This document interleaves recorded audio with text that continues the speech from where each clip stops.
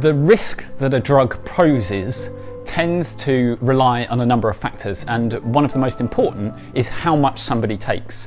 In a large enough amount, anything can be a poison, even water. When we think about what the most dangerous drug is, what we usually think about is what is the difference between the normal dose that somebody takes recreationally and the dose that it would take to kill them. So a drug which the normal dose is 1 gram and the dose to kill somebody is 2 grams, we would describe as really, really dangerous. And something like heroin and fentanyl have ratios like this, where the amount that people are taking to get high is really close.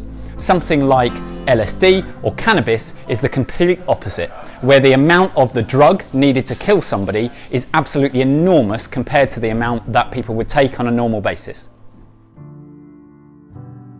Drug addiction is a really complex matter, and it's not simply a case of you take drugs and you like them, so you keep taking them forever. What seems to be the case from a medical point of view is that it needs there to be some sort of challenge happening in somebody's life. If we look at an experiment called the rat park experiment, when rats were kept in cages and given an unlimited supply of heroin and cocaine, they took it and they became physically dependent.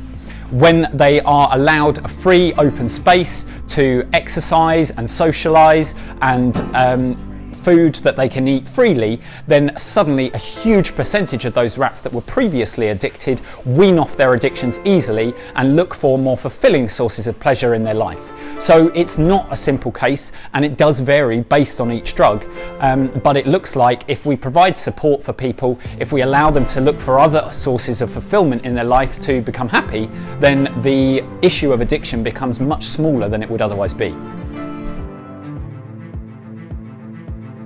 I would argue that the war on drugs has not been a success at all. If you look at the last 50 years, the incredible amount of money that's been poured into putting people in prison to try and discourage other people from taking drugs, and yet still there are thousands and millions of people taking drugs and still huge harms resulting from that, I would say it's not achieving what it set out to achieve, or at least what it was supposed to achieve.